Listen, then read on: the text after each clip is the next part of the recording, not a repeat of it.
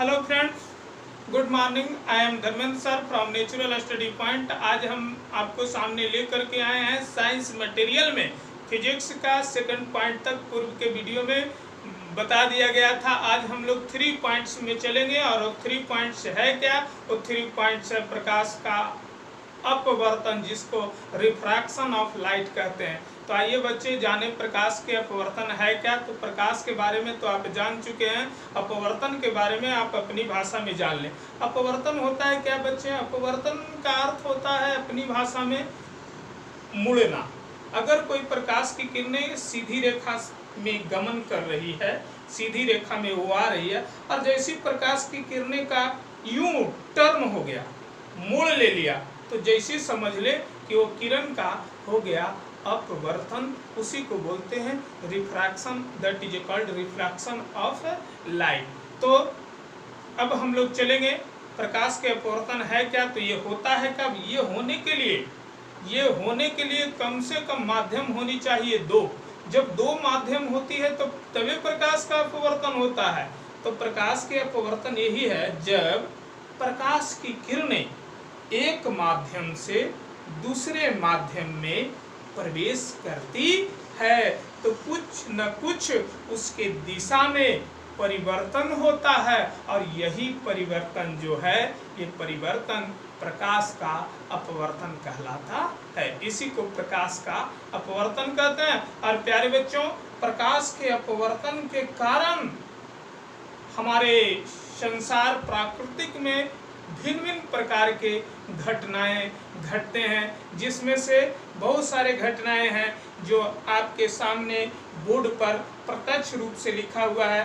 तो प्यारे बच्चों, आप लोग जो लाइव को देख रहे हैं और यह YouTube के माध्यम से जो पढ़ रहे हैं, समस्त विद्यार्थीगण बोर्ड पर लिखे हुए जो पॉइंट्स हैं उसको अपनी कॉपी में नोट्स करके और विस्तृत रूप से आप अध्ययन करेंगे और इसको रिमेम्बर कर लेंगे। तो देखिए बच्चों, ये तीसरा पॉइंट है प्रकाश का अपवर्तन, रिफ्लेक्शन ऑफ लाइट। जब प्रकाश एक माध्यम से दूसरे माध्यम में प्रवेश करती है तो प्रकाश की दिशा में कुछ न कुछ परिवर्तन होता है। यही परिवर्तन प्रकाश का अपवर्तन कहलाता है। हम अभी बताएं बच्चे कि प्रकाश के अपवर्तन के कारण बहुत सारे घटनाएं घटती है। तो घटना क्या है? जैसे आपने देखा होगा रात्रि के समय, तो रात्रि के समय तारे को टिमटिमाना प्रकाश के अपवर्तन के कारण ही होती है। तुम लोग ग्लास में पानी लोगे और पानी में अगर कोई छड़ को डालोगे और बाहर से अगर तुम ऊपर देखोगे उस जल में, तो छड़ मुड़ी हुई दिखलाई पड़ना। नदी में जाओगे, तालाब में जाओगे तो मछली को देखोगे तो लगेगा कि वो अपने वास्तविक ऊंचाई से कुछ ऊपर उठी हुई दिखलाई पड़ना।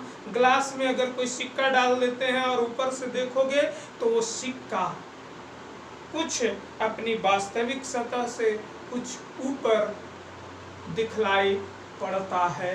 इसका कारण यही है कि हम देखने वाला मनुष्य का जो नेत्र होता है वो हवा में होती है। हवा यानी कि विरल माध्यम, और जिस वस्तु को देखना है वो वस्तु पानी में होती है। पानी यानी कि सघन माध्यम। तो हम हैं विरल माध्यम, देखने वाले नेत्र है विरल माध्यम, और जिस वस्तु को देखना है वह सघन माध्यम।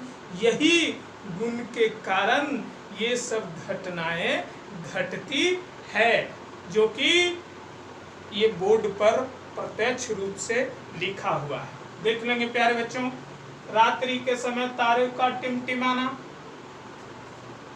इसके बाद पानी से भरे किसी बर्तन की तली में पड़ा हुआ सिक्का ऊपर उठा हुआ दिखलाई पड़ना, ये सब उदाहरण है। इसके साथ जल में अंशतः डूबी हुई सीधी छड़ टेढ़ी दिखलाई पड़ती है। सूर्योदय के कुछ समय पहले एवं सूर्यास्त के कुछ समय बाद तक सूर्य दिखलाई देता है, ऐसा होता है। उस जल के अंदर पड़ी हुई मछली वास्तविक गहराई से ऊपर उठी हुई दिखलाई पड़ती है। ये सब कैसे होता है? ये सब प्रकाश के अपवर्तन के कारण ही ये सब घटनाएं घटती है बच्चे। और जान ले, एक होता है पूर्ण आंतरिक परावर्तन। पूर्ण आंतरिक परावर्तन के कारण ही हीरा चमकता है। हीरा बहुत अत्यधिक मात्रा में चमकती हुई दिखलाई पड़ती है। ये कारण क्या है? ये पूर्ण आंतरिक परावर्तन का कारण है। और बच्चे, जब कांच का ग्लास टूट जाती है या कांच की वस्तुएं दड़क जाती है तो आपने देखा होगा कि दड़कन वाले भाग में काफी मात्रा में वो भाग चमकीला दिखलाई पड़ता है। ये किसका कारण है? तो ये कारण है प्रकाश के पूर्ण आंतरिक परावर्तन का, ये सब कारण है। और बच्चे जाने कि रेगिस्तान में मरीचिका का दिखलाई पड़ना किसका कारण है? तो ये भी कारण पूर्ण आंतरिक परावर्तन का ही एक कारण है। और बच्चे, जल में आप नदी में देखिएगा, तालाब में देखिएगा तो मछलियां जो है वो चमकीली चमकती हुई दिखलाई पड़ती है। ये किसका कारण है? तो ये भी पूर्ण आंतरिक परावर्तन का कारण है। तो पूर्ण आंतरिक परावर्तन के बारे में अगले वीडियो में जानकारी दिया जाएगा। अब हम लोग चलते हैं नेक्स्ट पॉइंट नंबर 3 के बाद हम लोग चल पड़ते हैं पॉइंट नंबर 4 में। पॉइंट नंबर 4, इसमें कोई अगर क्वेश्चन पूछे, इससे क्वेश्चन क्या बनेगा बच्चे वो जान ले कि जब प्रकाश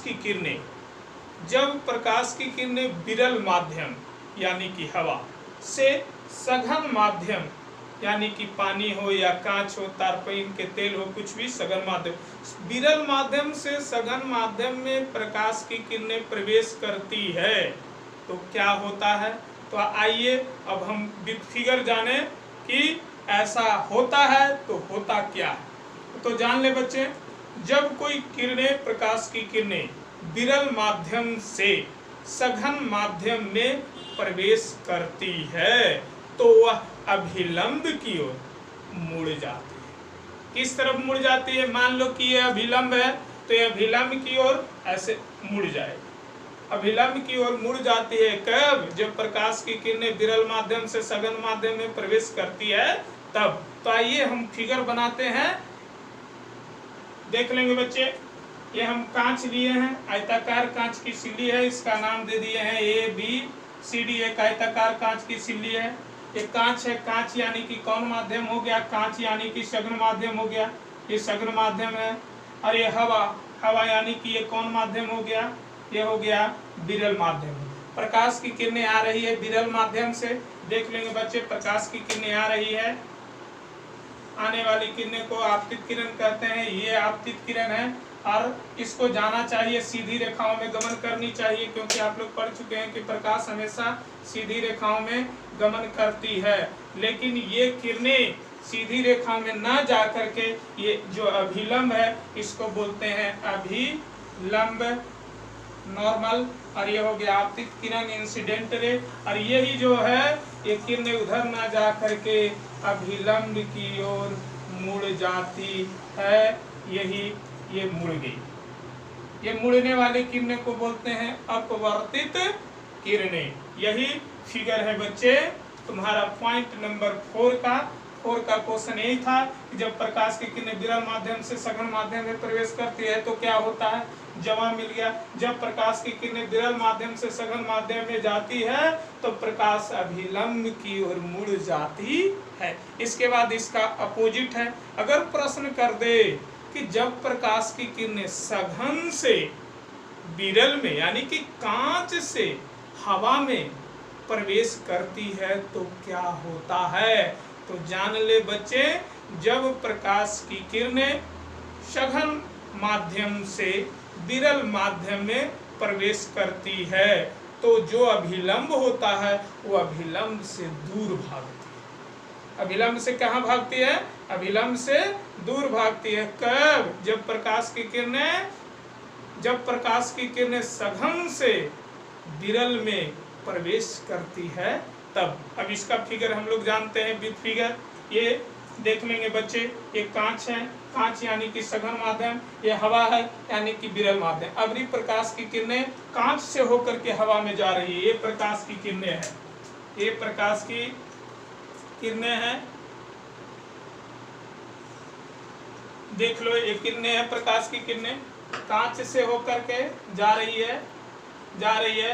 अब अभी तक तो फिलहाल कांच में ही था, अब वो हवा में प्रवेश कर रही है। जैसे ये हो गया नॉर्मल अभिलंब, अभिलंब जैसे हवा में प्रवेश की तो यह अभिलंब की ओर मुड़ी नहीं, अभिलंब से ये दूर भाग गई, अभिलंब से ये दूर भाग गई। देख ले बच्चे, अभिलंब यहाँ है और कहाँ भाग रही है, यह अभिलंब से दूर भागती है। तो यही है पॉइंट नंबर 4 में। पॉइंट नंबर 4 का जवाब यही है, जब 5 का जवाब यही है कि जब प्रकाश की किरणें सघन माध्यम से विरल माध्यम में जाती है तो प्रकाश अभिलंब से दूर भागती है। जिसका ये 5 का ये चित्र हो गया, ये 5 का चित्र है और ये 4 का चित्र है। ठीक है बच्चे, अब हम लोग चलते हैं सबसे इम्पोर्टेंट पॉइंट जो अगले वीडियो में आप लोग के सामने रखा जाएगा, वो है प्रकाश के अपवर्तन का नियम। इस नियम को स्नेल का नियम भी कहते हैं बच्चे। ये एकदम VVI है, वेरी वेरी इम्पोर्टेंट है। ये बोर्ड एग्जाम में बहुत बार आते हैं और आए भी हैं, इसलिए बच्चे इस पर ज़्यादा फोकस करनी है। तो इस वीडियो को थोड़ा सा जान ले कि ये प्रकाश के अपवर्तन के नियम देने वाले जो वैज्ञानिक थे, जिनका पूरा नाम था विल्ब्रेड स्नेल। विल्ब्रेड स्नेल ने बच्चे सन 1621 ईस्वी में, सन 1621 ईस्वी में इन्होंने ये प्रकाश के अपवर्तन के नियम के बारे में बताए। इसीलिए उन्हीं के नाम के सम्मान में प्रकाश के अपवर्तन को नियम को स्नेल का नियम भी कहा जाता है। तो ये नियम कितने हैं तो जान ले बच्चे, प्रकाश के अपवर्तन के नियम 2 हैं। कितने हैं? 2 हैं। अब दोनों की जानकारी, ये नियम की जानकारी अगले की वीडियो में आप लोग के सामने पहुंचाया जाएगा। तो प्यारे बच्चे जो नए हैं वो चैनल को सब्सक्राइब कर लेंगे, लाइक करेंगे, बेल आइकन बजाएंगे और इसके साथ साथ जितना ज़्यादा से ज़्यादा शेयर करेंगे तो ठीक है। आज का वीडियो बस इसी समय तक, धन्यवाद।